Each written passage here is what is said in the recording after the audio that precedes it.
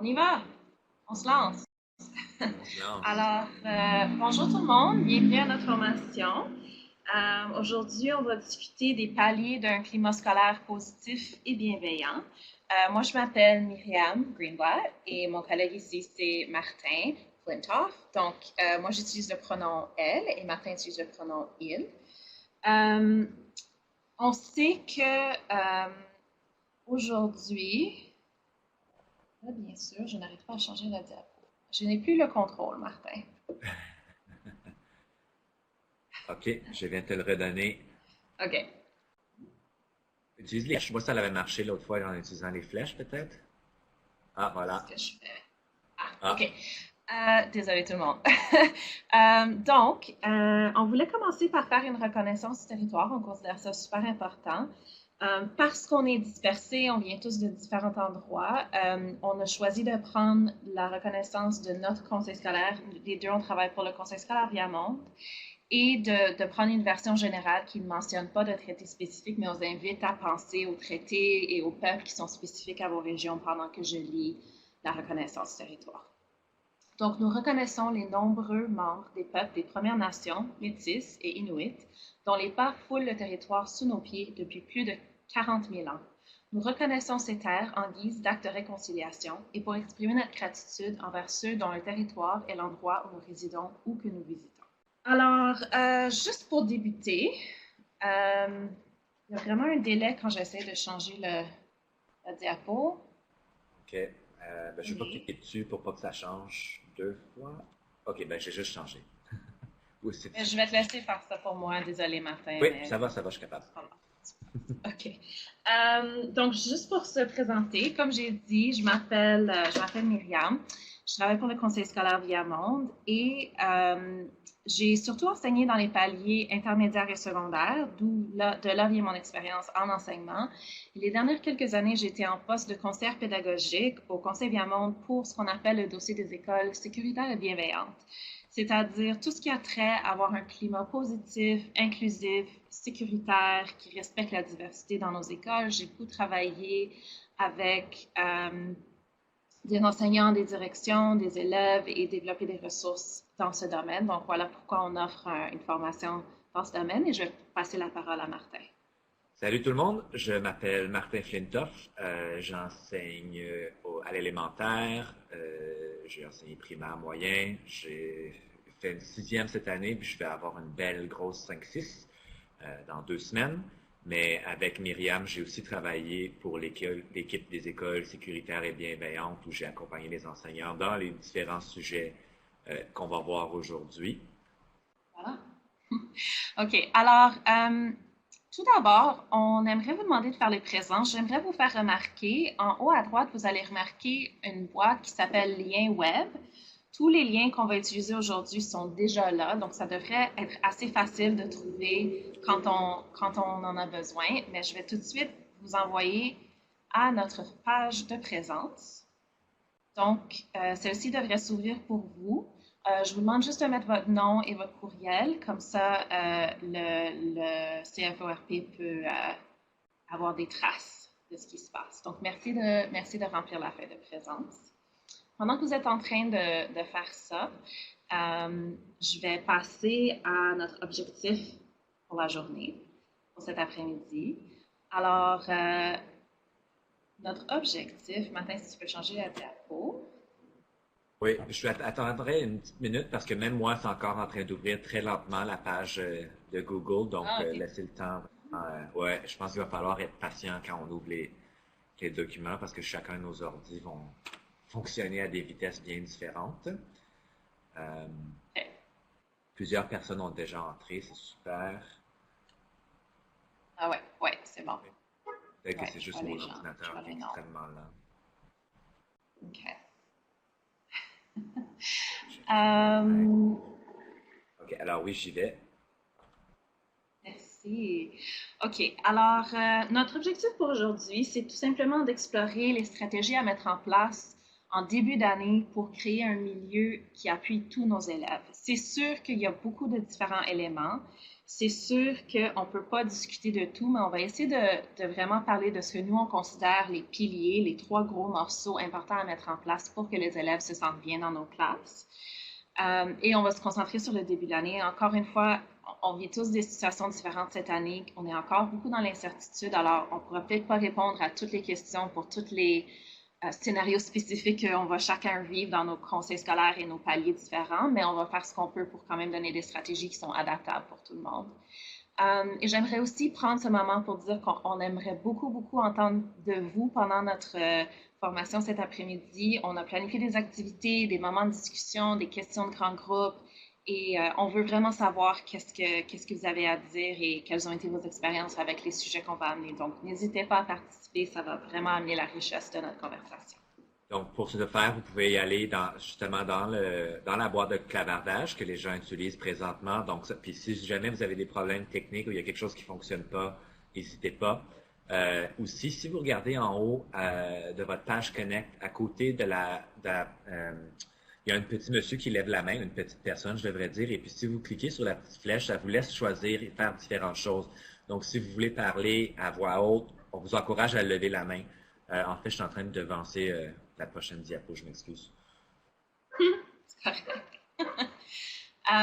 Donc, pour les objectifs, comme j'ai dit, nous, ce qu'on considère les 3 piliers pour pouvoir créer un climat positif, ça serait de reconnaître et de célébrer et de discuter de la diversité.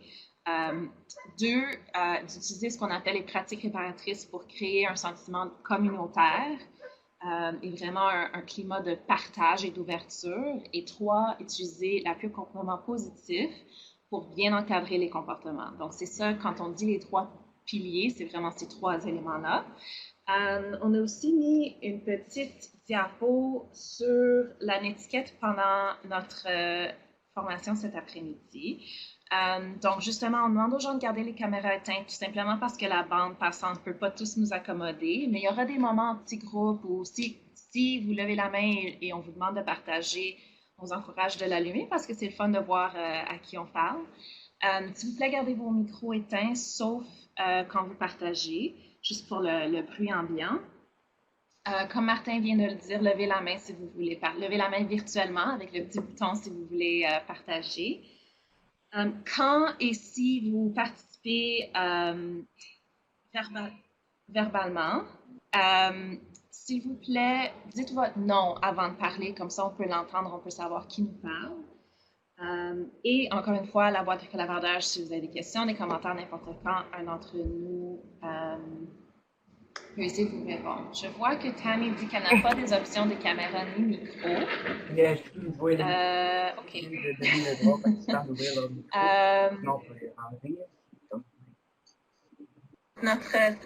OK. OK. Donc, Cédric est dans la salle, c'est notre appui technologique. Donc, quand on va arriver à un moment de participation, il va vous donner la permission de pouvoir ouvrir ces choses-là. Oui, c'est ça. C'est parfait. Alors, sur ce, j'espère que tout le monde a eu la chance de faire la présence. Si vous ne l'avez pas fait, s'il vous plaît, allez mettre votre présence dans la feuille. Avec ça, on va se lancer dans la première partie qui est le pilier de la diversité et le climat inclusif. Alors, on va commencer avec un tout petit exercice. J'aimerais demander à tout le monde de réfléchir à un attribut ou un élément de votre identité que vous aimez de vous-même. Ça pourrait être une qualité que vous avez, ça pourrait être quelque chose que vous avez hérité, ça pourrait être votre race, votre religion, votre genre. Ça pourrait être que je suis une personne généreuse, je suis une personne patiente, je ne sais pas, quelque chose que vous aimez à propos de vous-même et juste garder ça en tête, on va y revenir dans un instant. Martin, prochaine diapo, s'il te plaît. Alors, ici, j'ai mis le concept du iceberg, qui est un concept que j'aimerais lier au concept de l'identité.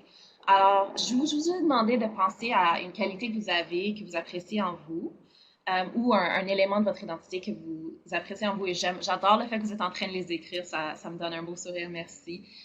Vous savez que j'aimerais que vous réfléchissiez, est-ce que cet élément, cet attribut que vous aimez, quoi que ce soit, est-ce que c'est quelque chose qu'en vous regardant, je pourrais savoir? Donc, comme un iceberg, est-ce que ça ferait partie de la petite portion en haut de l'eau qui est visible à tout le monde, ou est-ce que ça fait partie de la grosse portion en dessous de l'eau qui est peut-être moins visible la plupart du temps, ou est-ce que c'est quelque chose qui se trouve sur ce qu'on appelle la ligne de la visibilité, c'est-à-dire dans certains contextes c'est visible et dans d'autres contextes c'est invisible. Alors, est-ce que peut-être deux personnes pourraient partager à voix haute l'élément qu'ils ont choisi et où est-ce que ça se trouverait? Est-ce que ça serait quelque chose de visible, invisible ou sur la ligne de la visibilité? Qui aimerait partager? En levant la main. En levant la main. On veut vous entendre. OK, dans le chat, Valérie dit que le sien est visible à tout le monde. Si je monte un peu, Oh, euh, qu'est-ce qu'elle a Magali a levé la main. OK, Oui, allons-y avec alors Magali. moi, je viens d'un pays chaud. Tout le monde est toujours dehors, on n'est jamais caché à l'intérieur. La journée commence très très tôt avec beaucoup de bruit et le bruit va en augmentant. On commence par entendre le, le, le, le chant du coq, ensuite le chant des marchands qui crient tout haut le pain qui est très chaud, qui revient du boulanger. On commence à entendre le bruit d'une voiture, deux voitures et plein de voitures. Donc le bruit va en augmentant. Sans oublier l'aboiement des chiens, le miaulement des chats, tout ça fait un brouhaha, mais c'est aussi beau parce que ça fait partie de mon environnement. Alors, donc, moi, c'est ma joie de vivre et mes éclats de rire. Et je ris très, très fort. Et donc, pour moi, ça apparaît. Donc, c'est en haut de l'iceberg. C'est très visible. C'est On ne me visible. ment Ah pas. ouais. Quand je suis là, on sait que Ouais, je suis là. invisible. Voilà. Super, merci beaucoup. Merci. Est-ce qu'une autre personne serait prête à se prononcer en levant la main? C'est ça, c'est le petit bonhomme en haut. OK, mais je vois dans le chat quand même Majda qui parle de l'humour qui est sur la ligne ou invisible. Ça dépend. Mhm. OK. Ben, en fait, ce qu'on va faire, c'est, on a quelques questions de discussion sur ce concept de l'identité étant comme un iceberg. Martin, si tu peux faire apparaître les questions. Euh, donc, elles sont sur la diapo, mais ce qu'on va faire, c'est qu'on va vous mettre dans des petits groupes pendant juste 5 minutes et vous allez être dans un mini sous-groupe et vous allez juste adresser les questions qui sont maintenant sur le diapo. Alors, discuter de est-ce que certains éléments de notre identité peuvent être visibles ou invisibles selon le contexte? Y a-t-il des éléments qui sont visibles mais qu'on voudrait parfois cacher et l'inverse? Y a-t-il des éléments qui sont invisibles mais qui peuvent quand même nous préoccuper lorsqu'on a peur de se faire juger par les autres? Connaissons-nous les portions cachées des autres? Et qu'arrive-t-il lorsqu'on sous-estime la grosseur ou l'étendue cachée d'un iceberg? Donc, vous n'avez pas besoin de discuter de toutes les 5 questions si vous n'avez pas le temps. Il ne faut pas se stresser. Choisissez une question, dites laquelle qui vous intéresse le plus. Et ensuite, on reviendra en grand groupe pour voir qu'est-ce qu'on a discuté. Donc, donnez-nous juste un instant pour vous placer en petit groupe. Donc, est-ce que... Ah,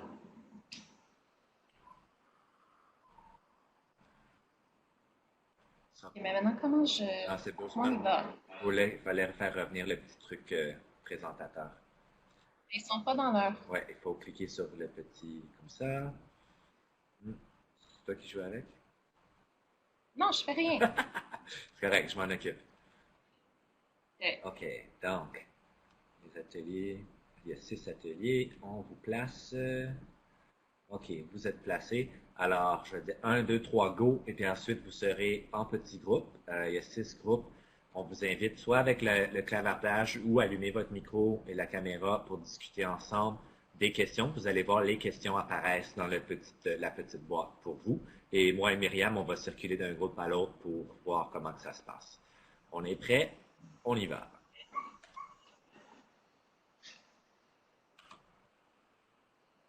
OK. Tu veux commencer dans dans lequel tu veux que je prenne 6, puis je monte, puis toi tu prends un, puis tu descends? OK, Ouais, puis on avait juste dit 5 minutes, alors juste comme 1 ou 2 minutes dans chaque. c'est bon. OK, bye. Ouais. Moi, je... oh. Hmm, yes. Bonjour Pétronille, je vois que vous êtes arrivé dans le groupe.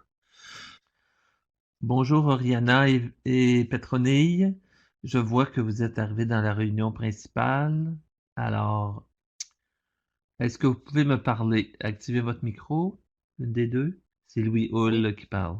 Bonjour Oriana, bonjour Pétronille. Simplement pour vous mentionner que les personnes sont dans des groupes présentement pour discuter. Est-ce que vous oh, voulez que je vous transfère dans un groupe de discussion? ok, s'il vous plaît. Merci.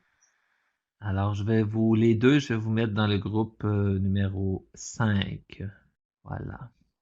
Et voilà, c'est fait, vous êtes partis. C'est beau. Ça va, Oriana, il n'y a pas de problème.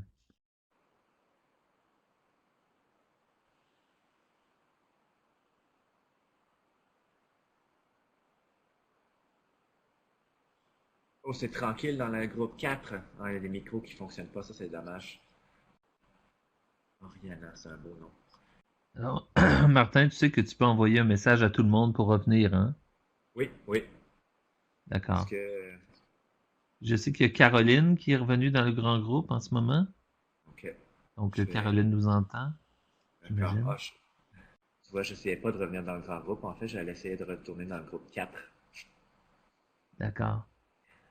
Alors, Je moi, pense je que je lance vais... l'appel. Ouais. Je lance l'appel à Caroline. Caroline, est-ce que tu veux qu'on... Mais je crois qu'on va Oups. revenir là. Il est temps qu'on revienne de toute façon. Ah, Il faut juste d'accord. que je Ok, c'est retrouve bon. ma fenêtre qui vient de se cacher. Je vais t'aider. Merci.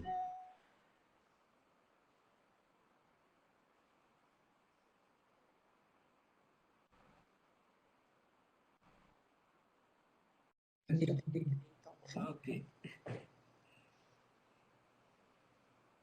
Martin? Oui, oui, je nous ai coupé court, mais c'est un peu soudain.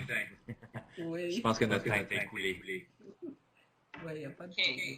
Oui, il y a un écho qui revient à tout moment, donc ça fait un peu bizarre, bon. Mais on réussit quand même à communiquer avec ça. Super. OK, alors on va poursuivre. Alors on vous demanderait de rééteindre vos micros. Je vais repartager mon écran un petit instant. On y va. C'est ça, la technologie, ça fait ce que ça fait. On va être patient, pas de stress. Puis s'il faut utiliser le clavardage, on utilise le clavardage. Ceux qui peuvent parler parlent, puis on y va. Je suis désolée pour les problèmes techniques. Merci Martin, c'est ça, on fait ce qu'on peut. C'est nouveau pour nous aussi, alors c'est ça. Mais j'ai quand même entendu dans certaines salles qu'il y avait des discussions qui se passaient autour de ce concept de la visibilité et l'invisibilité. Je crois que je vais juste passer à la prochaine chose, mais j'espère que vous avez quand même eu la chance de réfléchir au fait que nos identités, bien sûr, sont très complexes et la majorité de ces éléments ne nous sont pas visibles. Donc, une des questions comme enseignant, c'est qu'est-ce que nous, on peut faire pour voir ces portions cachées de nos élèves? Comment on fait pour apprendre à les connaître? Et entre eux, comment on fait pour s'assurer qu'ils voient ces choses-là ou ils essayent de les voir, qu'ils sont à l'aise de les partager et qu'on ne présume pas ce qui est invisible? Et c'est un exercice aussi à faire justement avec les élèves. Donc, personnellement, je ferais cet exercice ou, oui, justement, un journal de bord, c'est une bonne idée. Cet exercice précisément avec mes élèves. On ferait le iceberg de l'identité. Peut-être que je les inviterais à mettre plein d'aspects de leur identité sur la même image en les plaçant au bon endroit et ensuite on en discuterait. Pas nécessairement qu'ils seraient obligés de partager voici tout ce que j'ai écrit, mais plus dans le sens de discuter qu'est-ce que ça veut dire pour toi que tant de choses soient cachées et comment est-ce qu'on peut gérer ça et s'assurer que tout le monde se sente bien. Donc, d'explicitement adresser les questions comme ça avec les élèves, ça peut aussi être une stratégie importante. Prochaine diapo, s'il te plaît. C'est Martin. Pourquoi est-ce que c'est important d'adresser la diversité? Bien, comme vous le savez, nos salles de classe dans nos écoles francophones, elles sont très, très diverses à plusieurs niveaux. Oui, bien sûr, elles sont diverses culturellement, diverses par rapport à la race, diverses par rapport à la religion, diverses socio-économiquement. Bien sûr, les habiletés des élèves vont avoir toutes sortes de niveaux et de ressources. Nos élèves peuvent avoir des orientations sexuelles et des identités de genre extrêmement diverses aussi. Je pense que c'est vraiment important de différencier entre diversité et inclusion. Parce que des fois, les enseignants me disent « Ah, ma salle de classe, c'est tellement divers, c'est tellement beau, tout le monde s'aime parce que c'est tellement divers, ça va de soi. » Mais il ne faut pas présumer que parce que la diversité est présente, tout le monde se sent accueilli, tout le monde se sent appuyé, tout le monde se sent visible ou en sécurité. Et en fait, on sait que la diversité, elle a un impact sur les expériences que nos élèves vont avoir à l'école. Il y a beaucoup, beaucoup de données et d'études qui nous démontrent ça. Je vais vous montrer quelques exemples. Donc, la prochaine diapo, c'est une étude qui vient du TDSB.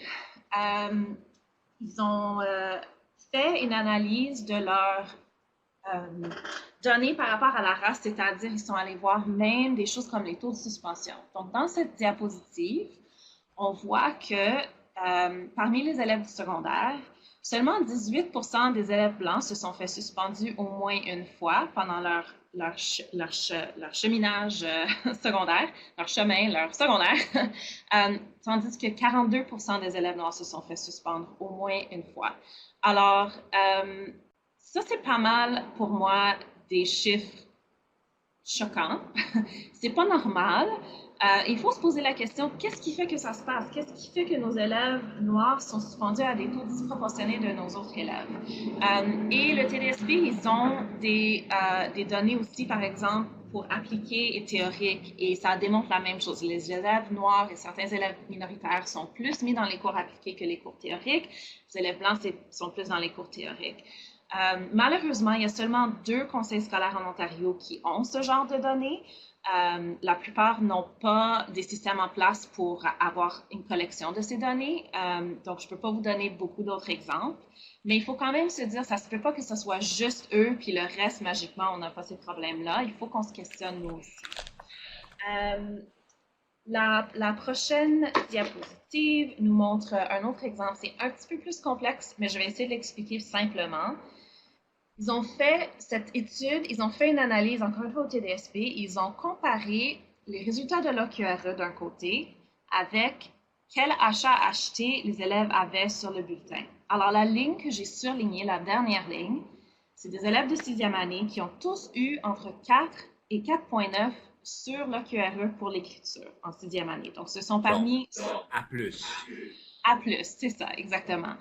Et on peut se questionner sur si les résultats de l'OQRE sont valables ou non. C'est une autre discussion pour une autre journée qu'on ne va pas toucher tout de suite. Mais prenons ces résultats pour l'instant. Donc, techniquement, on pourrait dire les meilleurs élèves, meilleurs résultats de l'OQRE en 6e. Si on regarde les achats achetés, la première colonne, c'est les élèves noirs. 50%, 51,4% d'entre eux ont eu excellent comme achat acheté sur le bulletin, tandis que pour les élèves de l'Asie de l'Est, de l'Asie du Sud et les élèves blancs, ils ont eu à peu près 75% d'entre eux ont eu excellent pour les achats achetés sur les bulletins. Donc, c'est tous des élèves qui ont eu les mêmes niveaux à l'OQRE, mais on semble trouver que leurs habitudes de travail sont plus ou moins excellentes s'ils sont noirs ou pas noirs. Donc, il faut encore une fois se poser des questions. D'où vient cette disparité? Est-ce que peut-être que nous, comme enseignants, on a des biais qu'on ne réalise pas? La dernière statistique que je vais vous partager, c'est par rapport aux élèves LGBTQ, les élèves qui sont lesbiennes, gays, bisexuels, les élèves aussi qui sont transgenres ou en questionnement par rapport au genre. C'est une étude qui vient de EGAL, qui a été faite à travers le Canada, sur comment ces élèves-là se sentent à l'école. C'était des élèves secondaires. Et on voit que les élèves LGBTQ+, en général, pour résumer, ne se sentent pas en sécurité à l'école. Ils ne sont pas bien à l'école. Donc, il faut encore une fois se dire, il faut qu'on travaille pour appuyer ces élèves-là. C'est sûr qu'il y a d'autres formes de discrimination et de diversité. Je n'ai pas le temps de toutes les toucher. Je voulais juste donner quelques exemples. Mais si on passe à la prochaine diapo, il faut qu'on réfléchisse à une approche qui permet à tous les élèves de se sentir bien et que tous les élèves réussissent. Et pour pouvoir faire ça, il faut avoir ce qu'on appelle une approche équitable, c'est-à-dire il faut traiter les gens avec différentes approches selon qui ils sont. C'est l'image fameuse, vous avez peut-être déjà vu, il y en a une avec les boîtes pour voir la joute de baseball, puis la plus petite personne elle a besoin de 3 boîtes. T'sais, nous, en tant qu'enseignants, il faut qu'on se pose la question, qui a besoin de 3 boîtes métaphoriques dans ma classe et qu'est-ce que je peux faire pour m'assurer qu'ils les ont? Et c'est pas juste par rapport à leur capacité scolaire et académique, c'est aussi par rapport à est-ce que la société ne les met pas sur le même pied? Exactement, il faut s'adapter à leur réalité. Il faut qu'on comprenne qu'on a des élèves qui sont désavantagés et c'est à nous d'essayer de trouver un juste équilibre. Non seulement est-ce que c'est important de le faire pour leur bien-être, mais aussi sur la prochaine diapo, j'ai mis une citation de la loi 13 en Ontario, juste pour mettre le point que aussi, en fait, c'est notre responsabilité en tant qu'enseignant. La loi 13 nous dit que tout le monde à l'école, incluant le gouvernement, les éducateurs, le personnel, les parents, les élèves, tout le monde, on a un rôle à jouer pour instaurer un climat positif et prévenir les comportements inappropriés comme l'intimidation, l'agression sexuelle, la violence sexiste et les incidents fondés sur l'homophobie, la transphobie ou la biphobie. Donc, ça fait partie de notre rôle. On a une responsabilité légale envers ces questions-là. Un concept sur la prochaine diapo qui peut nous aider à réfléchir à comment faire et quoi faire, c'est le continuum de l'inclusion. Alors, comme vous voyez, c'est une flèche qui va de exclure jusqu'à apprécier. Je pense que vous êtes quand même des adultes, vous comprenez probablement assez facilement ce que je veux dire par ces mots-là. Quand on pense à l'inclusion, c'est pas juste un oui ou un non. Je suis inclusif ou je n'inclus pas, ou je respecte la diversité ou je respecte pas la diversité. C'est vraiment un spectre d'attitudes, de comportements et de pratiques. Et la plupart d'entre nous, en fait, on se trouve à plusieurs endroits sur le spectre en même temps, selon ce qu'on est en train de faire et ce qui est en train de se passer autour de nous. Et c'est la même chose pour nos écoles. Nos écoles, en fait, probablement se retrouvent sur ce spectre à différents endroits, dépendamment de qui est dans la salle, qu'est-ce qui se passe, de quoi on parle. Mais c'est quelque chose de vraiment pertinent pour nous aider à faire une réflexion sur nous-mêmes et les élèves aussi. Encore une fois, je vous encourage d'avoir ce genre de discussion directement avec vos élèves dès le début de l'année. Quand on parle d'une salle, le genre de salle de classe qu'on veut avoir cette année, comment est-ce qu'on va se traiter, qu'est-ce que ça veut vraiment dire, se respecter. On dit beaucoup le respect, mais il faut aussi explorer concrètement qu'est-ce que ça veut dire avec les élèves. Alors, pour ce faire, ce qu'on va faire, c'est vous mettre en groupe. Martin, qu'est-ce que tu en penses? Oui. Oui, alors... Oui. Alors... Parfait, oui, effectivement. Donc, ce qu'on a fait, c'est premièrement, dans les liens web, vous voyez le deuxième, dit scénario continuum. Donc, on a 3 groupes de scénarios. On a des scénarios primaires, on a des scénarios qui sont moyens, intermédiaires, et on a des scénarios pour le secondaire. On va vous placer dans des groupes, et dans vos groupes, vous allez discuter des scénarios et discuter quels seraient à quel endroit sur la flèche. Donc, on va juste, si vous n'avez pas le temps de tous les faire, c'est correct, mais on va au moins commencer l'exercice. Donc, on aimerait vous mettre par palier dans la mesure du possible. Ce qu'on va demander, c'est, ça va nous prendre 1 minute. On vous demande votre patience. Si vous êtes un enseignant... Oh, vas-y, Martin. Je pense que, parce que là, tous les gens sont encore séparés dans les ateliers, alors on pourrait leur demander d'aller lire quelques scénarios de leur atelier, puis je vais les remettre ensemble pendant ce temps-là, puis après ça, on les sépare. Oui, donc si vous cliquez sur Scénario Continuum et sur Parcourir, vous allez vous retrouver dans le document, allez lire, commencez à lire les scénarios et pendant ce temps-là, on va vous mettre dans les bonnes salles. Mais j'aimerais vous demander, si vous êtes un enseignant du primaire, pouvez-vous lever la main ou l'écrire dans la boîte de conversation? Et puis c'est certain que si vous enseignez primaire et moyen, ben, ça va être à vous de choisir avec quel des paliers vous aimeriez mieux vous outiller pour ces questions-là. Parce qu'il y a des spécialistes, on sait, qui travaillent première à 6e année, donc. Donc, juste ceux qui sont au primaire, si vous pouvez mettre pour l'instant.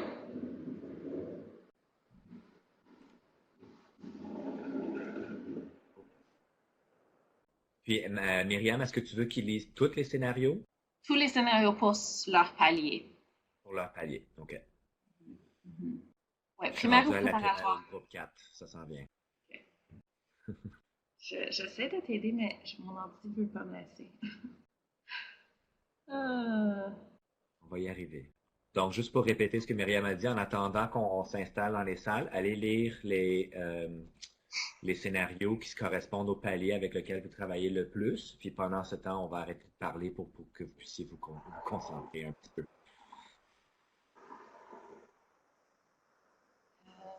donc, encore une fois, cycle moyen, pouvez-vous nous redire? Je trouve qu'on a beaucoup de difficultés à vous placer et que ça fonctionne. Ouais. OK. Ouais, je propose peut-être qu'on laisse tomber de OK. discuter par palier, puis qu'on invite les gens qui seraient confortables de lire un des scénarios, puis de le placer sur le continuum. Qu'est-ce que tu en penses? Ouais. Je suis vraiment désolée tout le monde. Vous savez, on est en train d'apprendre nous aussi, hein? Donc, est-ce qu'il y a, puisque vous avez passé les dernières quelques minutes à lire le scénario, est-ce qu'il y aurait quelqu'un qui serait courageux pour lever la main et ensuite allumer son micro, nous lire un scénario, nous dire de quel palier, puis nous dire où est-ce qu'il se trouve sur le continuum? J'ai confiance en vous.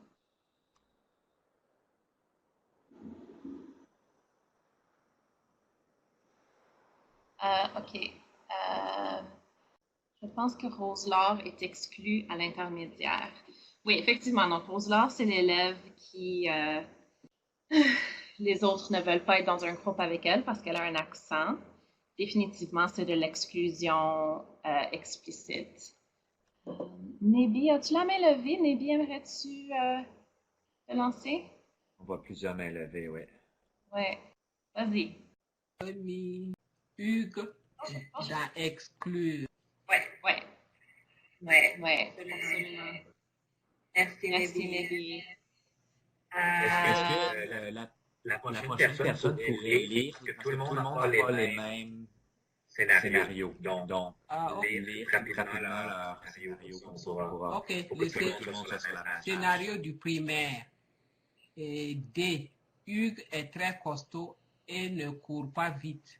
Lorsqu'il vient le temps de choisir des équipes de basket dans la classe d'éducation physique, personne ne le veut dans leur équipe. Voilà. Alors, exclure. Allez, Parfait. Tammy? N'oubliez pas d'éteindre votre micro quand vous avez terminé. Tammy, voulais-tu partager? Je vois que le micro est activé, mais peut-être qu'on ne l'entend pas. Elle est en train d'écrire. Désolée, pas de problème, Tammy. En attendant, je vais passer à Ali. Ali, est-ce que tu pourrais nous aider?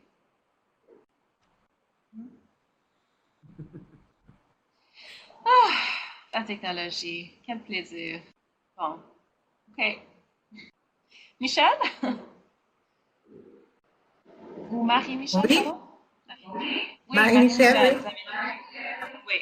Youpi! ok. Jacqueline va souvent chez Myriam après l'école. Hmm.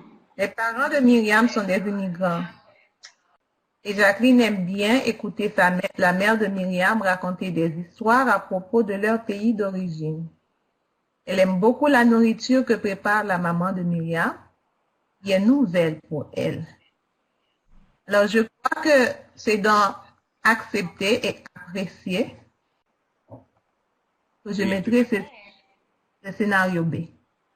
Super, Oui, merci. absolument. Ouais.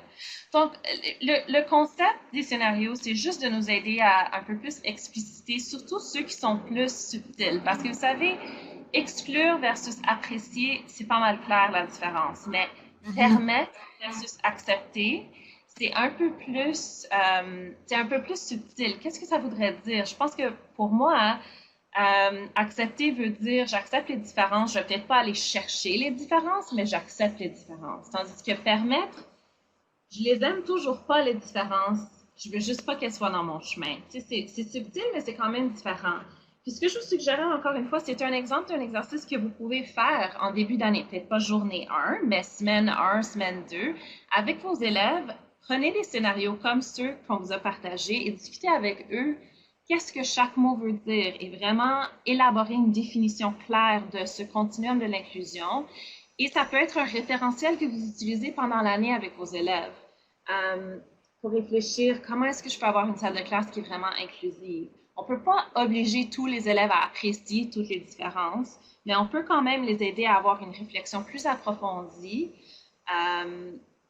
juste pour les aider à aller un peu plus loin que juste, oui, il faut respecter tout le monde. Donc, c'est juste une idée parmi plusieurs. Oui. Puis il faut se rappeler aussi que c'est quelque chose qui pourrait se faire en ligne, même si vous avez des élèves qui apprennent en ligne. En ligne aussi, on peut exclure, éviter, permettre, accepter et apprécier. Vous pourriez même inviter vos élèves à élaborer des scénarios qui expliquent ou qui démontrent chacun de ces comportements en ligne. Donc, c'est juste un exemple. Oui. Donc, auriez-vous des réponses de ces scénarios? On va vous partager l'atelier à la fin. Oui, merci, Martin. Donc, moi, je vais conclure ma section. Oui. Je voulais juste rajouter rapidement, comme j'ai dit au début, j'enseigne 5-6 et j'ai fait cet atelier avec mes 5-6. Ça s'est super bien passé, c'était super intéressant. Ils ont vraiment des bonnes discussions. C'est certain qu'en première, deuxième année, il faut modifier de plus en plus pour simplifier, mais ça se fait avec des tout petits aussi, de parler de ces différences-là et qu'est-ce que c'est éviter et permettre. On parle de tolérance, mais la permettre, c'est la tolérance. Tu es différent, c'est correct, tu as le droit d'exister, mais ça s'arrête là. C'est pas accepté, c'est pas apprécié. Alors, on va aller encore plus loin que juste permettre. Alors, c'est bien permettre, c'est un bon début, mais c'est pas la fin de la bataille. Alors, il faut pousser plus loin que ça. Ouais. Donc, pour conclure un peu cette section sur l'inclusion, je veux vous encourager fortement à aborder ces discussions de façon explicite avec vos élèves dès le début de l'année. On a mis à la fin, on va vous donner un lien avec beaucoup de ressources, dont les deux ateliers qu'on a vécus, mais aussi en version plus courte, mais aussi beaucoup d'autres ressources, par exemple, piste de réflexion sur l'inclusion, c'est un document qui vous permet de réfléchir sur vous-même en tant qu'enseignant, faire une auto-évaluation, évaluer une ressource traitant de la diversité, ça vous aide à choisir un livre, si vous voulez choisir un livre, est-ce qu'il est respectueux du groupe dont il parle. Les pratiques inclusives sur le genre, comment avoir une classe où tout le monde, il n'y a pas de sexisme, il n'y a pas de transphobie. Parlons-en, comment aborder la race et le racisme avec les élèves, qui ne sont pas des sujets faciles. Donc, ces ressources-là vont être à votre disposition dans un fichier Google. Mais je vous encourage juste de commencer l'année en réfléchissant très fort à vos billets personnels. Et je dis ça en disant qu'on en a tous. Moi aussi, j'en ai. On est des produits d'une société biaisée. Alors, il faut reconnaître qu'on est tous dans le même bateau, on a tous du travail à faire. Ne pas présumer, on ne connaît pas nos élèves encore, on ne connaît pas leur situation qui ils sont des icebergs. Utiliser un langage et du matériel inclusif, apprendre à prononcer les noms des élèves, c'est super important. On sait tous comment on se sent quand les gens sont capables de dire nos noms. C'est plate. Donc, prenez le temps de vous assurer de bien les apprendre. Et on va vous partager d'autres astuces dans le reste de la formation. Et le dernier mot de cette section, c'est à la prochaine diapo. C'est pour dire, j'ai mis la situation de Desmond Tutu. Si vous êtes neutre face aux situations d'oppression, vous avez choisi le côté de l'oppresseur. Ce que j'aimerais dire, c'est qu'il ne faut pas avoir peur. Souvent, ce que j'entends, c'est que les gens ont peur de parler de diversité, ils ont peur d'aborder ces sujets parce que ils ont peur de dire la mauvaise chose. Ils ont peur d'offusquer quelqu'un en disant pas les choses parfaitement, en n'ayant pas toujours la réponse parfaite aux questions des élèves, etc. Mais je pense qu'il faut se rappeler que le silence, c'est pas neutre. Le silence aussi, il parle très fort. Et comme on a vu dans les données tantôt, on a du travail à faire et on ne peut pas ignorer ce travail-là. Donc, je vous encourage d'être courageux et de dire ce que vous êtes capable de dire. Et aussi d'être honnête. Et quand vous faites une erreur, modélisez pour les élèves qu'est-ce que ça veut dire faire une erreur. Et excusez-vous et essayez encore. Moi, ça fait plusieurs années que j'œuvre dans le domaine d'équité spécifiquement. J'ai une maîtrise en équité et éducation spécifiquement et je fais des erreurs des fois. Je dis la mauvaise chose des fois.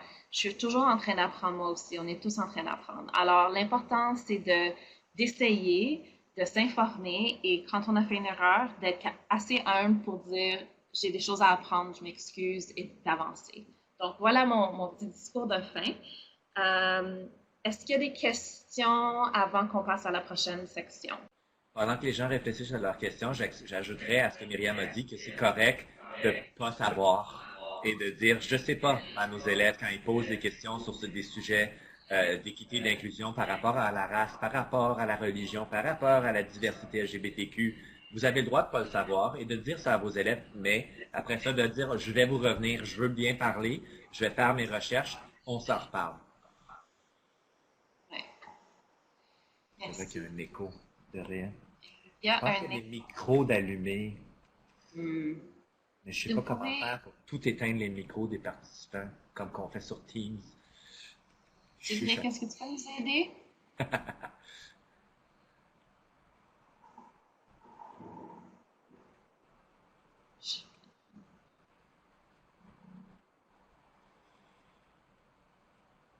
Hmm.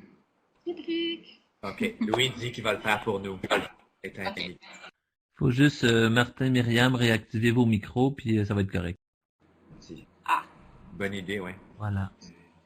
Merci. voilà. S'il y a encore un écho, c'est entre vos deux. Donc, quand un parle, il faudrait que l'autre ferme le micro. Ah. Je pense. S'il y a encore de l'écho. Voilà. Merci.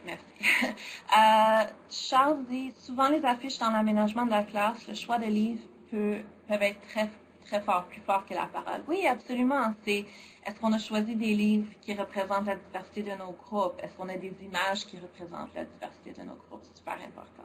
Oui.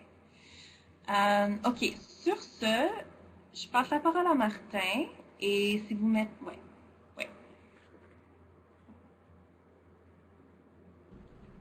Super. Alors, c'est à mon tour. On va passer aux pratiques réparatrices. Donc, qu'est-ce que je fais? Je change ma diapo. Je dois faire deux choses. Ça, c'est vos questions. Super. Alors, les pratiques réparatrices, avant que je commence à vous expliquer c'est quoi, on va faire un cercle. Alors, on va faire en fait deux cercles virtuels. Je vais vous séparer en deux groupes égaux. Et moi et Myriam, on va chacun dans un groupe différent, puis on va animer un cercle comme on animerait en salle de classe. Et en fait, comme j'ai animé en salle de classe virtuelle à quelques reprises au printemps. Donc, vous allez voir, ça se fait. C'est pas facile, on le sait. On va essayer ça. Donc, je vais juste changer notre mise en page. Vous devriez plus voir le petit truc. Donc, je vous sépare également en équipe. Je pense que je l'ai déjà fait. Non, je n'ai pas fait. Un instant, ça s'en vient. OK, vous êtes partagés presque tous, sauf pour donc, deux personnes. Myriam, je vais aller dans Atelier 1. Tu vas aller dans Atelier 2. Super, si ça me laisse me mettre. OK. Donc, on y va. Démarrer. Principal.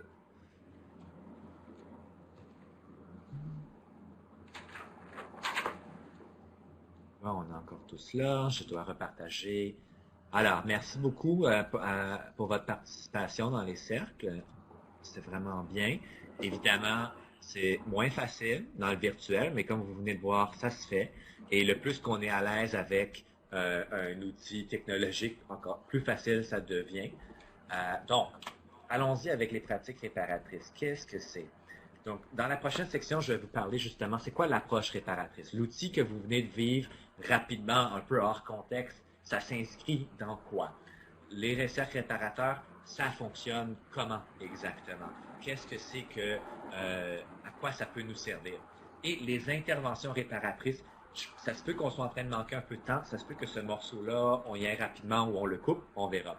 Myriam, pourrais-tu, pendant que je parle, mettre ton micro en sourdine, s'il te plaît? Merci. Super. Alors, j'y vais, je continue. Les pratiques réparatrices, leur origine. Eh bien, les pratiques réparatrices, ça existe depuis longtemps. Entre autres, il y a des communautés CRI, des communautés Ojibwe, du nord-ouest de l'Ontario qui utilisaient les pratiques réparatrices, les cercles dans cette même tradition, dans cette même façon qu'on vient de le vivre, ou quelque chose de semblable, mais aussi les Maoris en Nouvelle-Zélande. Alors, c'est pas quelque chose qui a été, c'est quelque chose qui s'est développé instinctivement dans différentes communautés, mais avec l'arrivée du colonialisme, évidemment, est arrivé le système judiciaire anglais, le système judiciaire européen qui a vraiment changé cette mentalité des pratiques réparatrices et de résoudre ces conflits. Donc, la philosophie à la base, eh bien, la justice traditionnelle, les modèles occidentaux comme on les connaît, ce modèle britannique surtout, qui est le modèle sur lequel est bâti le système judiciaire canadien, américain, évidemment anglais aussi, c'est une question de justice où on cherche à trouver la personne qui est coupable et la personne qui n'est pas coupable, et après ça, faire une punition. Hein, trouver la punition, trouver la bonne punition pour dire, tu as fait quelque chose de mal, c'est de ta faute, voici qu'est-ce que tu devrais faire maintenant, qu'est-ce que tu vas devoir faire pour payer tes dettes à la société. Tandis que le système réparateur, cette philosophie réparatrice, en fait, c'est pas une question de trouver le tort, c'est de trouver l'équilibre. C'est de retourner à un équilibre et de bien vivre en communauté. Alors, à la base, la philosophie, c'est que tout le monde veut vivre en communauté, tout le monde veut être bien dans sa communauté et que quand il y a un déséquilibre, ben, on va travailler ensemble pour retrouver cet équilibre. Dans le contexte scolaire, on va parler de discipline parce que comme enseignant, on est quand même en charge. Hein? On a un rôle à jouer avec ça, mais l'approche réparatrice, c'est pas juste la discipline. C'est un engagement à vivre en communauté puis à chercher le bien commun. Puis ça, c'est quelque chose qu'il ne faut pas avoir peur d'expliquer aux élèves quand on décide d'enseigner les cercles, par exemple, de faire son premier cercle. Alors, si on continue à regarder qu'est-ce que c'est l'approche réparatrice, eh bien, ici, il y a un diagramme qui présente vraiment, je sais que c'est un peu dur à lire un peu les axes. Alors, on a un axe horizontal qui dit appui, donc de gauche à droite, avec moins d'appui vers plus d'appui.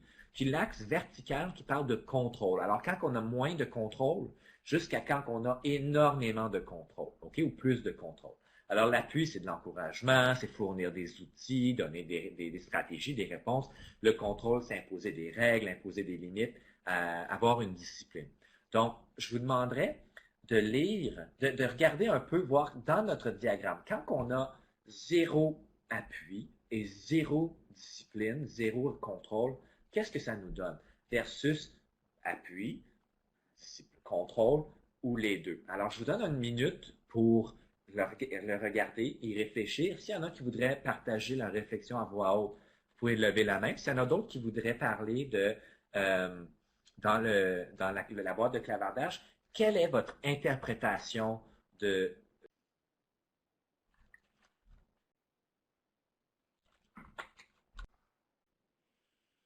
Qu'est-ce que vous voyez là-dedans? Alors, par exemple, si je regarde l'axe horizontal, en fait, si j'ai 0 contrôle et 0 appui, ben, j'ai de la négligence. Je suis en train de rien faire. Je suis pas en train d'essayer de contrôler ou de mettre des limites.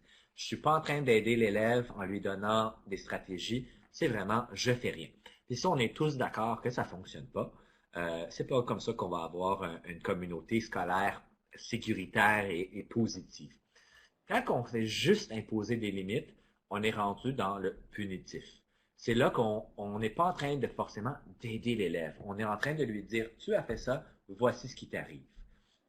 Tandis que si on fait le contraire et on fait juste donner de l'appui, la prochaine fois, ce serait bien que tu fasses ceci, voici une stratégie que tu pourrais faire. On est dans le permissif. L'élève est en train d'apprendre en théorie qu'est-ce qu'il devrait faire, mais on le laisse continuer à faire. C'est vraiment, c'est permissif. Il n'y a pas de limites qui vont rentrer en jeu. Donc, tandis que l'intervention réparatrice, c'est vraiment qu'est-ce qu'on cherche pour tout le monde. Alors, même si vous n'appeliez pas ça l'intervention réparatrice avant, je suis certain que je vous apprends rien en vous disant, quand un élève fait quelque chose de mal, il faut qu'il y ait des limites, mais il faut aussi que l'élève comprenne pourquoi son geste était un geste qu'il n'aurait pas dû faire. Donc, c'est de ça qu'on va parler beaucoup. Donc, les cercles. Pourquoi est-ce qu'on fait des cercles? Eh bien, il y a plusieurs raisons de faire des cercles en classe. D'abord, c'est la prévention. On fait un cercle pour tisser des liens. Le cercle que moi et Myriam, on vient faire avec vous, c'était pas un cercle pour régler un conflit. C'était vraiment un cercle pour parler de vous, parler de nos noms, apprendre à se connaître. Alors, on fait des cercles quand les choses vont bien, pour vraiment bien commencer l'année, bien commencer une situation avec un nouveau groupe. Ensuite, quand on travaille cette approche avec des conversations sur les noms, pour apprendre à se connaître, avec des jeux brise-glace en forme de cercle, par exemple, on est en train de montrer aux élèves une forme de discussion qui est quand même formelle, qui a un objet porte-parole. On attend son tour. Hein? Alors, on est en train de leur apprendre quelque chose comme ça et d'établir une atmosphère de partage. Comme ça, les élèves savent que c'est un endroit où on peut s'exprimer sans jugement, où on peut dire et on peut s'exprimer sans juger les autres et sans avoir peur d'être jugé. Donc, on habitue les élèves à cette forme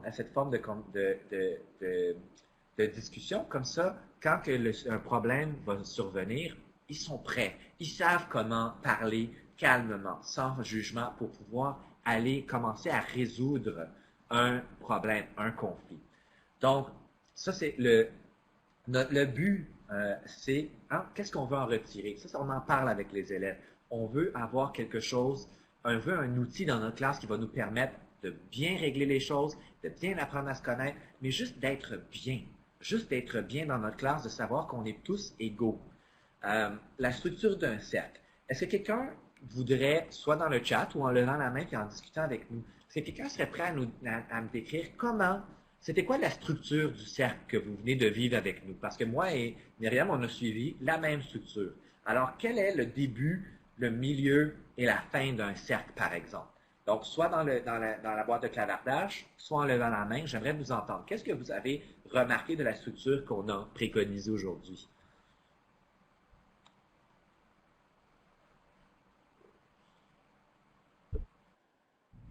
Oui, est-ce que vous m'entendez? Oui, on vous entend? Ben, si j'ai bien suivi, là je parle sous votre contrôle, j'ai vu qu'il y avait dans la structure 3 parties essentielles. La première partie, c'était ouvrir le cercle, et ensuite ouvrir la parole, et enfin fermer le cercle. Exactement, super, merci beaucoup. Exactement. Alors, le cercle se fait en 3 parties. Puis, avant d'ouvrir le cercle, j'ai fait un rappel du code du cercle. Ça, c'est quelque chose qu'on fait plus au début. Puis, éventuellement, quand le cercle est bien mis en place, on n'a pas besoin d'y revenir à chaque fois. Mais, tout à fait, ensuite, on ouvre le cercle avec une question d'ordre général. Alors, j'ai demandé votre nom et un adjectif qui vous décrit. Ça peut être « Comment te sens-tu aujourd'hui sur une échelle de 1 à 10? Est-ce que si tu étais quel signe météorologique te représente comment tu te sens en ce moment? Alors, ensoleillé ou nuageux. Alors, c'est vraiment quelque chose de léger pour ouvrir le cercle. Ensuite, on rentre dans notre cercle comme tel. Et là, on peut suivre une structure moins formelle où on fait le popcorn, le maïs soufflé. Les gens lèvent la main, on leur donne l'objet porte-parole. Si tu es en salle de classe, là c'est certain, il y a toutes sortes de choses qui vont changer cette année avec les règles de COVID. Est-ce qu'on va pouvoir faire un cercle qui est un vrai cercle? Je ne sais pas. Probablement pas. Moi, j'imagine, dans ma classe, ça va être un peu comme une rose, avec un petit cercle, puis après ça, un cercle autour et un cercle autour de ça pour que les gens puissent se tourner vers l'intérieur et que ça fasse des cercles. Mais peut-être il y a aussi, en tout cas, il va falloir s'adapter, c'est certain. Puis, après ça, les conversations on ouvre le sujet du jour. Le sujet du jour aujourd'hui, c'était les noms. On a parlé de l'origine des noms, mais on peut parler de toutes sortes de sujets. Puis on va revenir là-dessus, on va dresser une liste pour que vous ayez vraiment des idées de cercle. Okay? Ensuite, là, je vais perdre dans mes notes un petit peu là, parce que je m'en vais un peu de partout. Donnez-moi un instant, vous pouvez respirer pendant ce temps-là. Une chose, c'est que le cercle, c'est vraiment un moment, c'est important que ce soit un moment solennel. Chez nous, on éteint les lumières, par exemple. On peut mettre des bougies. Votre direction ne veut pas de bougies, mais on achète des petites bougies électriques. Il y a une façon de rendre ça solennel. moi, j'ai vu des cercles où les gens apportaient des objets qui étaient chers à eux et qui mettaient ça dans le centre du cercle. Fait que c'était vraiment un temps pour vraiment spécial dans la classe. Moi, je le faisais chaque vendredi. Il y a des gens qui le font une fois par 2 semaines. Il faut le faire assez régulièrement pour avoir quand même une bonne base pour que quand on veut s'en servir pour quelque chose de plus difficile, les élèves savent à quoi s'attendre. Mais c'est certain qu'un cercle, on a des élèves pour qui ça va être difficile au début. Moi, j'avais un élève cette année qui faisait beaucoup de farces. Il pensait que c'était quand il avait l'objet de porte-parole, c'était un bon temps pour lui de faire rire ses camarades. Donc, directement, mais quand même de façon positive, je lui ai rappelé le cas du cercle. Alors, on a dit ce qui est nécessaire. Les farces, c'est pas nécessaire dans le cercle. C'est pas le temps de faire rire les autres parce qu'on a un sujet sérieux et que c'est solennel.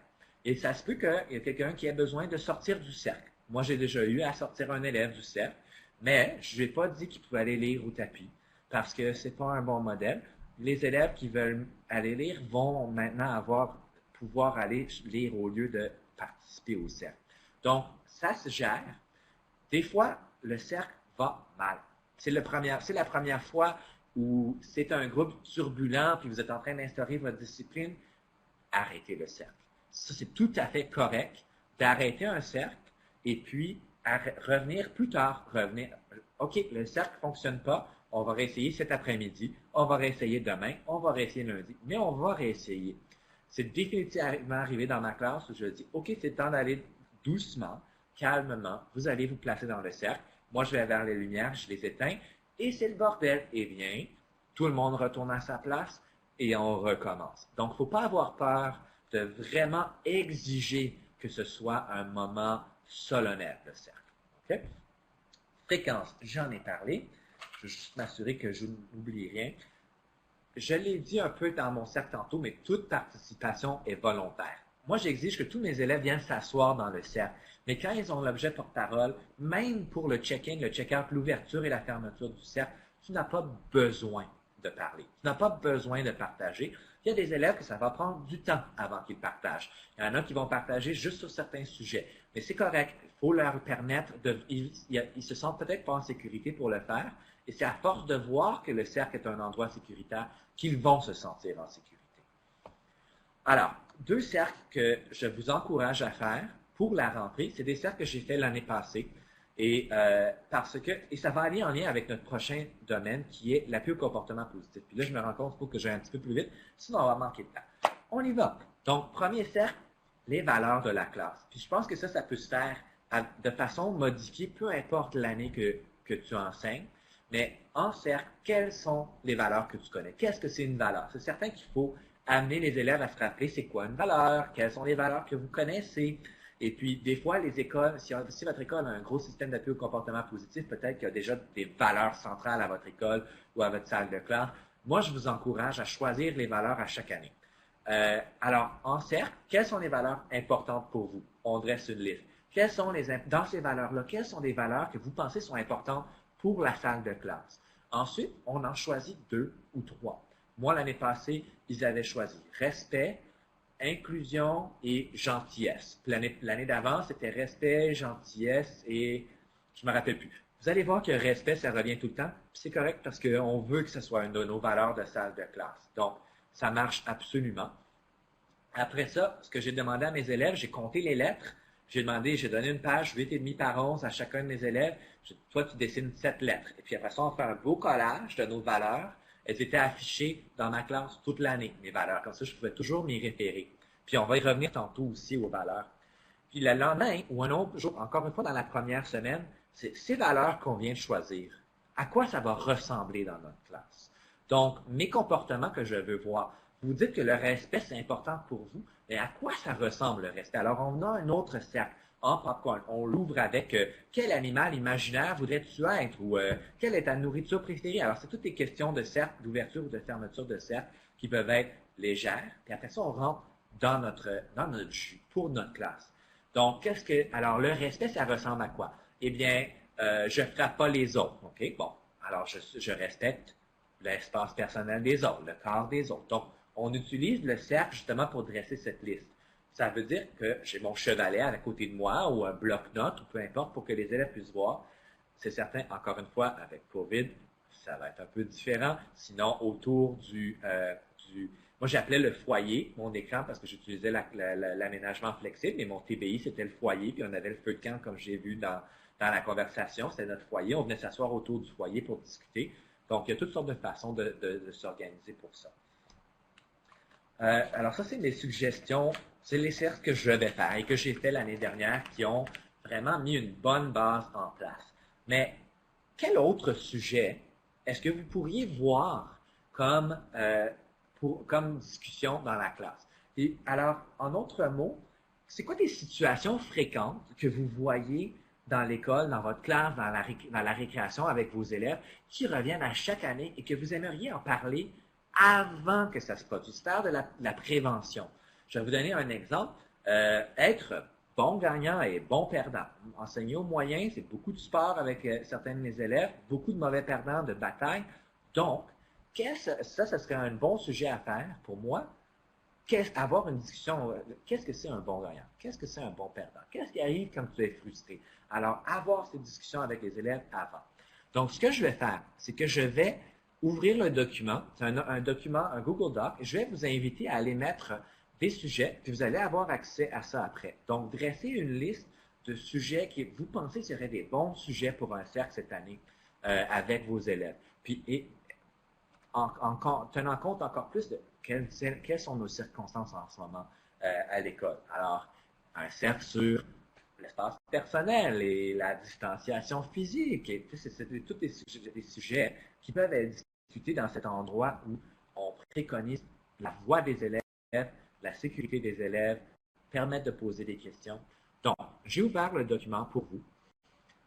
Ça serait bien si tout le monde pouvait m'en mettre au moins 2. Si vous en avez juste une, c'est correct, mais allons-y. Comme ça, après, ça vous donne vraiment une belle liste que vous pourrez... Ah, je ne sais pas quoi discuter cette semaine avec mes élèves. Ah oui, tiens, dans la liste, ici, quelqu'un a dit, je pourrais parler de la collaboration. Bon, voilà. Alors, des choses qui se passent dans la classe, dans le couloir, quand les élèves ne sont pas avec vous, ils reviennent avec vous après.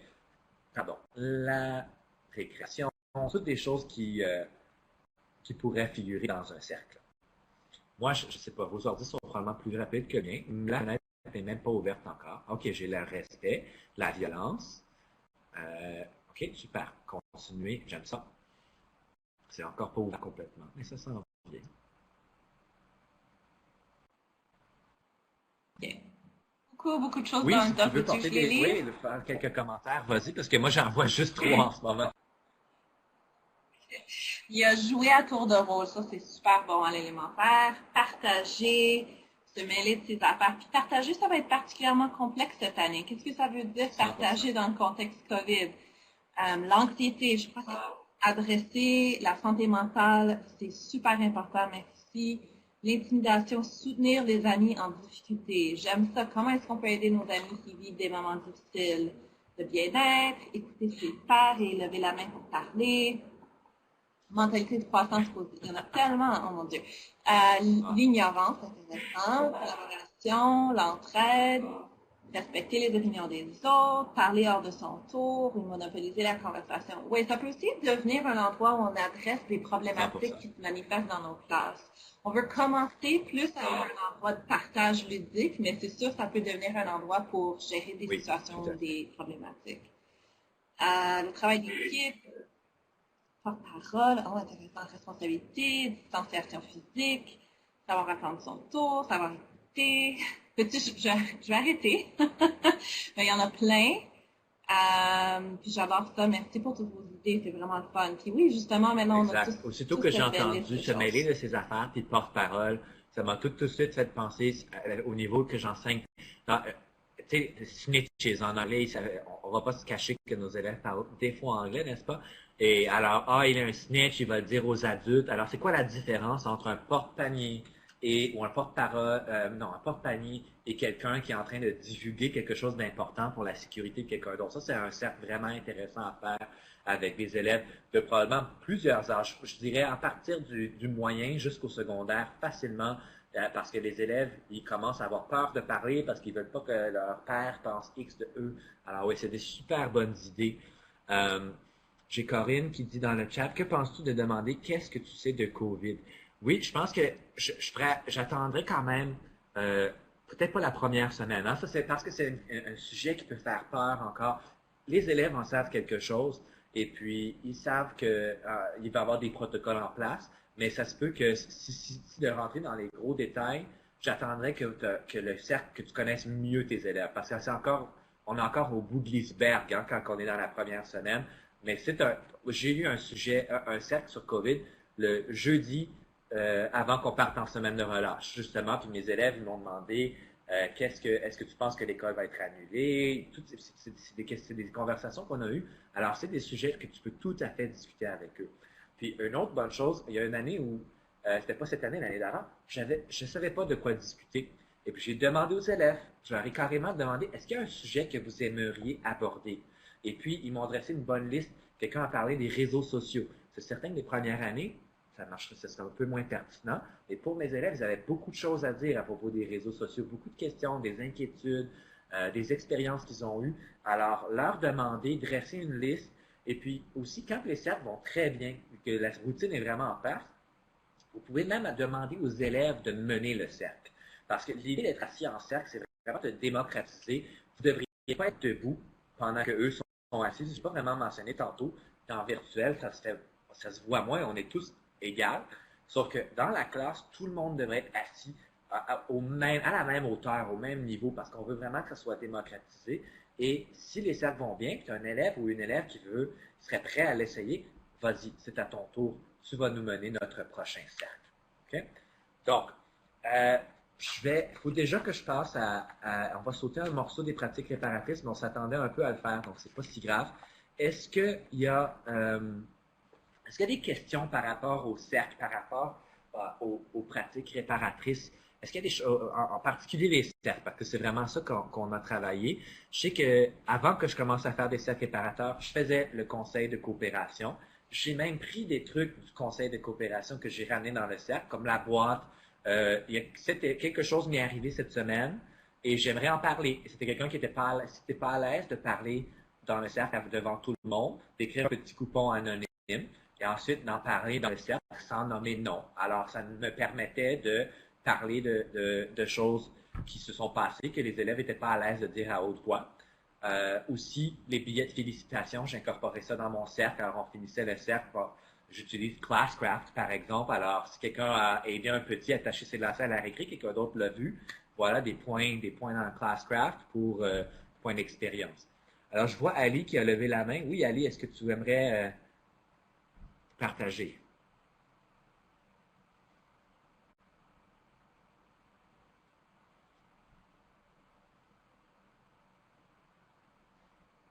Si jamais ça te revient, tu as juste à nous... ça dit approximation de la limite de texte maximale. OK, il faudrait fermer la fenêtre de conversation, puis on va en ouvrir une autre. OK, donc je vais continuer. Si vous avez des questions, de toute façon, pour les cercles, vous pouvez les garder pour la fin. Il n'y a pas un problème. On va vous partager nos adresses. Oui, j'entends quelqu'un. Oui, c'est moi, c'était mon micro, désolé. Oui, on vous entend. Ok, désolé. C'était pas ça ce que j'avais dit tout à l'heure.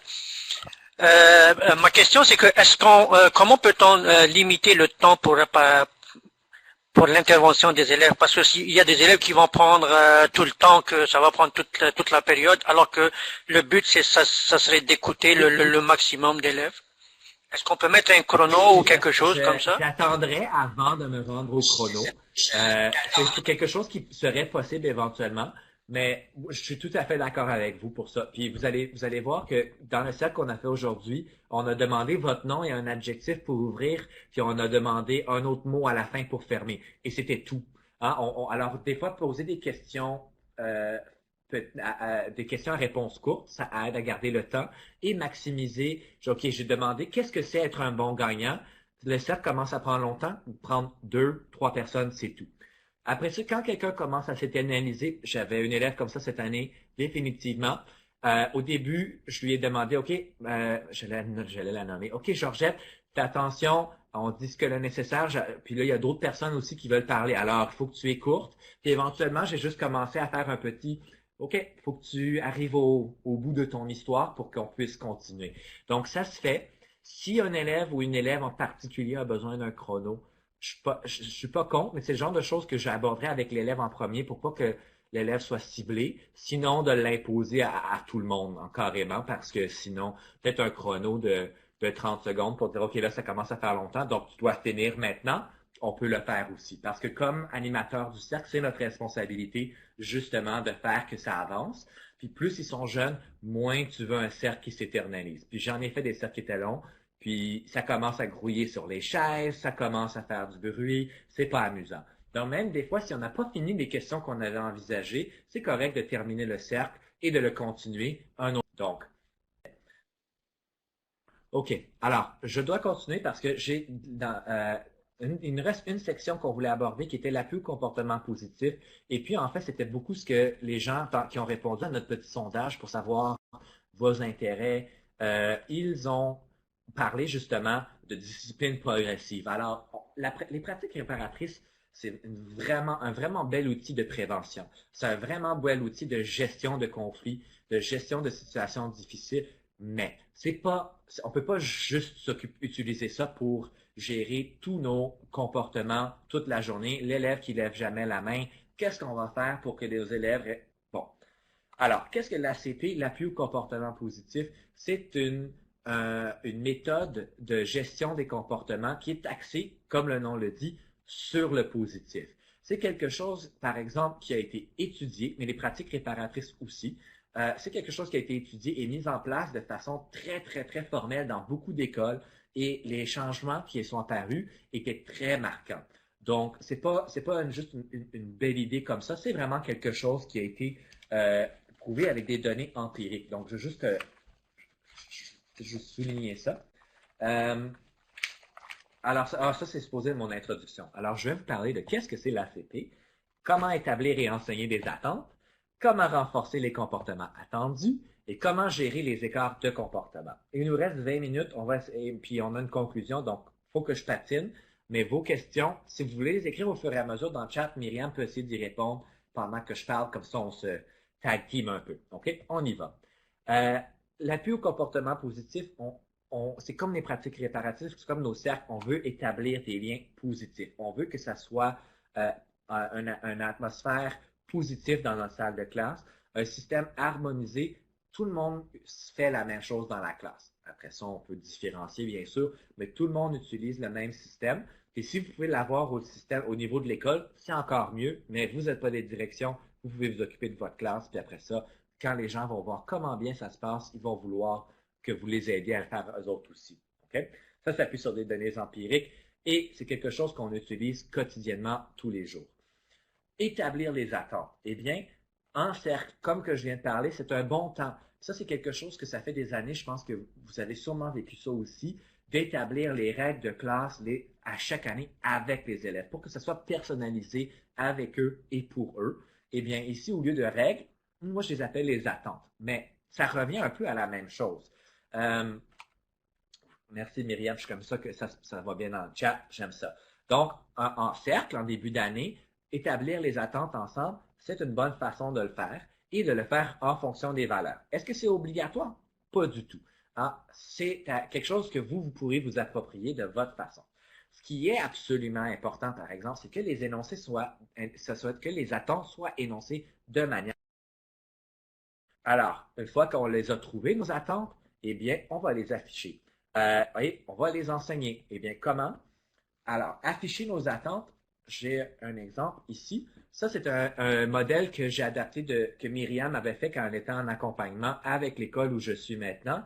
Alors, ici, on voit les 7 valeurs autochtones autour, mais ça, c'est en lien avec un projet spécifique avec eux. Si vous n'êtes pas en accompagnement, j'éviterais de me lancer trop là-dedans parce que c'est des sujets délicats. Il faut faire certain qu'on sait, quand on s'embarque là-dedans, qu'on a l'appui nécessaire de ressources de personnes autochtones de Première Nation.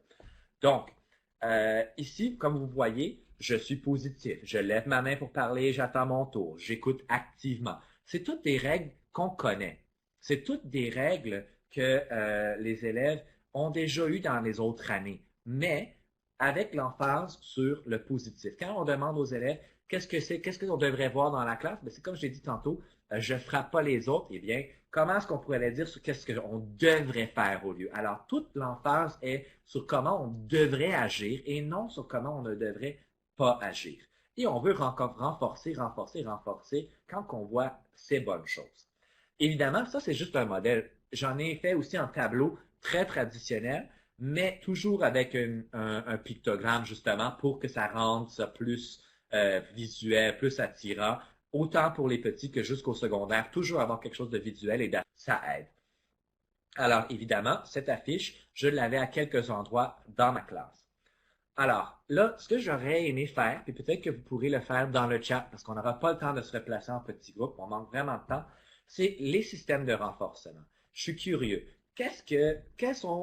Vous avez sûrement essayé des choses, des systèmes de renforcement, les systèmes de gestion des comportements. Qu'est-ce que vous avez déjà essayé qui a bien fonctionné? Qu'est-ce qui ne fonctionne pas? Qu'est-ce qui est vraiment frustrant à propos des systèmes de renforcement et de gestion des... Plusieurs participants sont en train d'écrire. Excellent. Il faut aussi lever la main si vous voulez partager.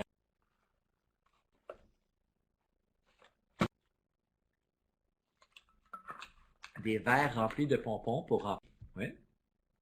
J'ai déjà vu des choses comme ça, ou un pot maçon, un gros pot maçon, puis tu mets un jeton dedans, puis quand il est plein, il y a quelque chose de bien qui arrive pour la classe. Oui, coupon. Alors, en général, je pense qu'on sait bien que quand on a une bonne récompense, ça motive les élèves. Mais après ça, qu'est-ce qui est difficile? C'est tout ce qui vient entre je commence mon système et la récompense. Ça peut être long et compliqué. Donc, c'est certain qu'il faut que ça soit approprié pour l'âge et la personnalité en question. Donc, si c'est des 6e années, faire des petites grenouilles qui avancent, peut-être qu'ils vont moins. Peut-être que tu peux trouver, pas qu'ils vont pas aimer ça, peut-être que tu peux trouver quelque chose de plus encourageant pour eux. Alors, quand on donne un renforcement, c'est tout de suite après le comportement. J'ai demandé aux élèves de ranger. Ah, je vois qu'ils sont en train de respecter le matériel. Bravo Georges, bravo Mireille, bravo Mohamed, tu as rangé comme c'est l'attente de la classe. Alors, je donne ma récompense rapidement et fréquemment. Alors, accompagné d'une description verbale et fréquemment. J'ai mis trop des belles transitions, ça prend trop longtemps.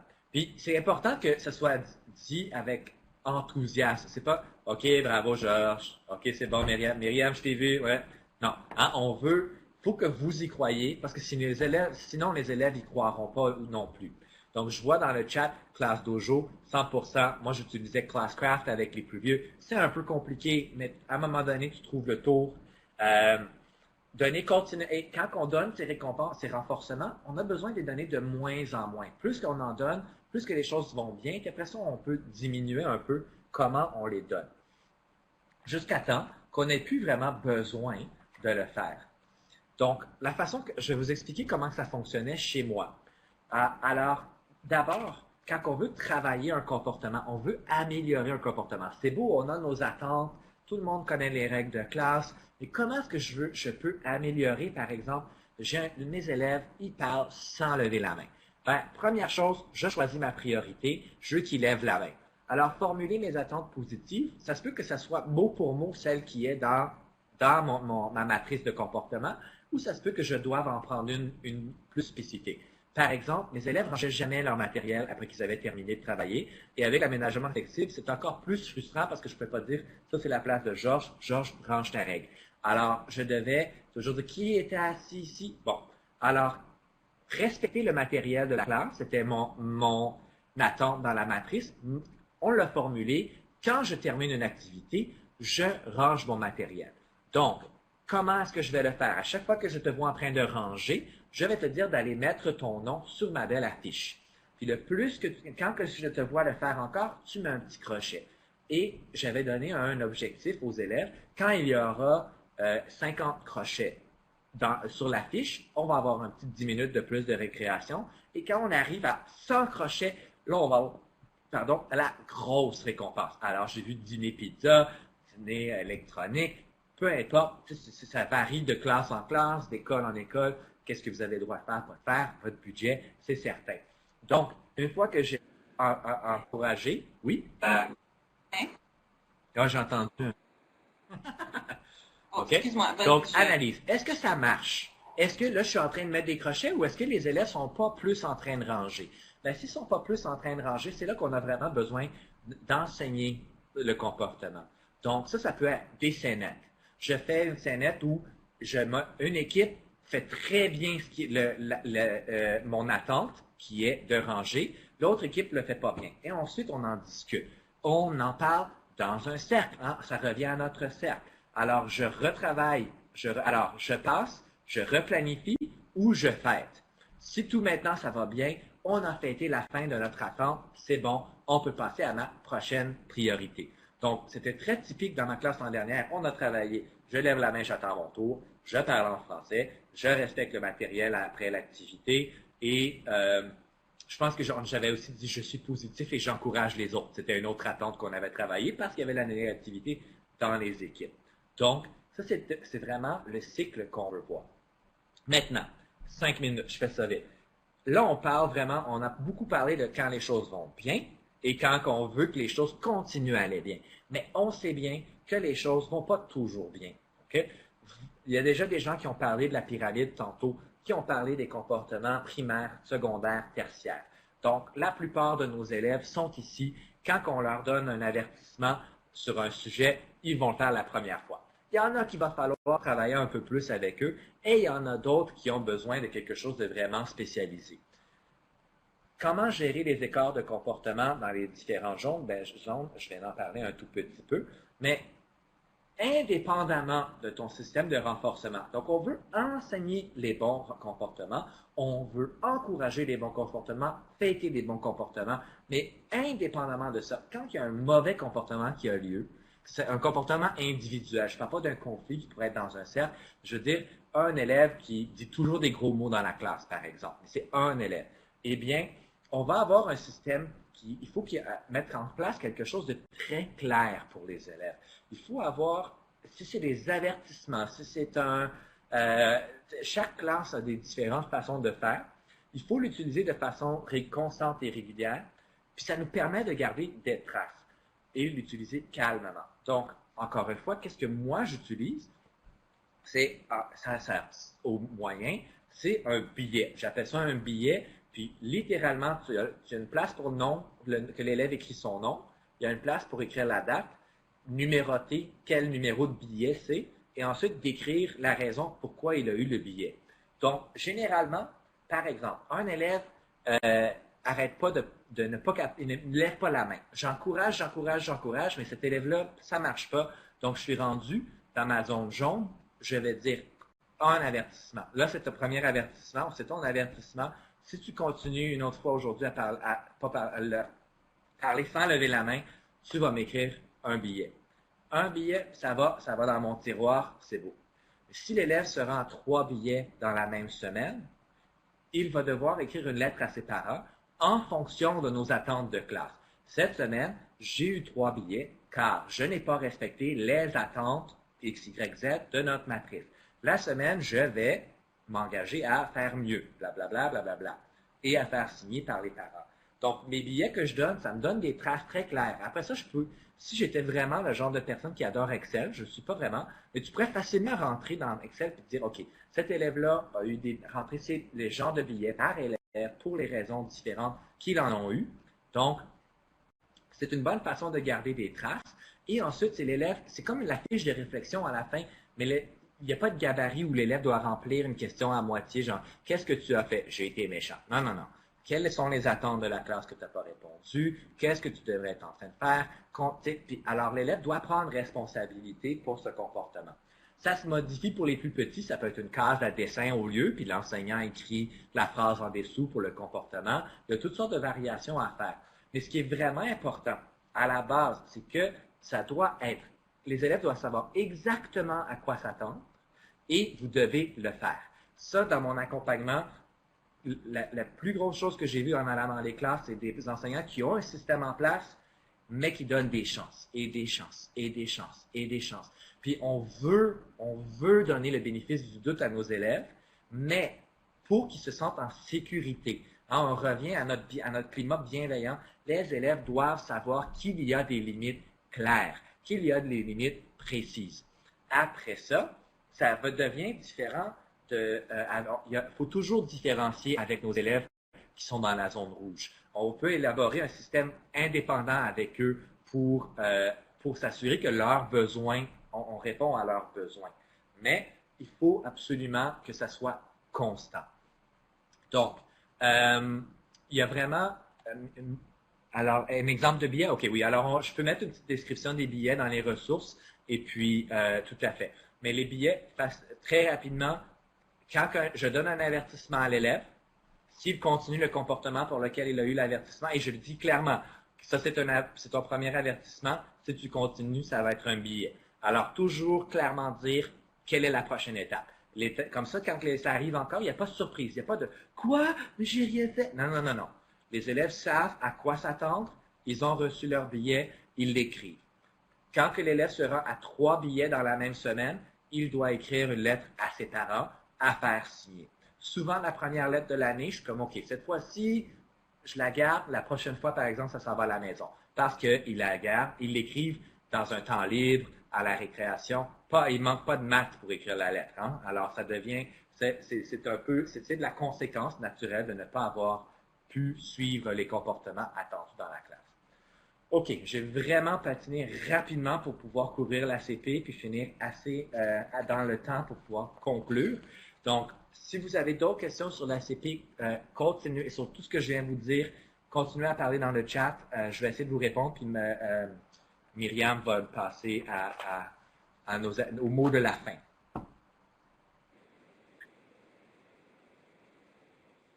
Oui. Merci Martin, c'était super. Donc, en fait, pour conclure, il y a 3 choses. Premièrement, comme j'ai mentionné plusieurs fois, on a dit plusieurs fois, on a rassemblé beaucoup de ressources pour vous dans un endroit. Alors, dans la liste des liens web, vous voyez celui qui s'appelle « Ressources pertinentes ». Ici, vous allez trouver différents dossiers Google avec les différents sujets qu'on a discutés. Certaines choses que vous avez mentionnées aujourd'hui, que vous avez demandé, je n'avais pas mis dans les ressources. Je vais les rajouter après notre atelier. Alors, si vous y allez à 3h05 puis vous ne voyez pas telle chose que j'ai dit que j'allais mettre, juste donnez-moi un petit 30 minutes pour aller rajouter les choses que vous avez demandées pendant l'atelier qui n'étaient pas encore dans les ressources partagées. Ça, c'est numéro 1. Numéro 2 et 3, c'est qu'on a juste 2 choses pour vous à remplir. Un billet de sortie et le formulaire de rétroaction. Donc, tout d'abord, le billet de sortie, encore une fois, il est dans les liens. Le voici. Billet de sortie, parcourir.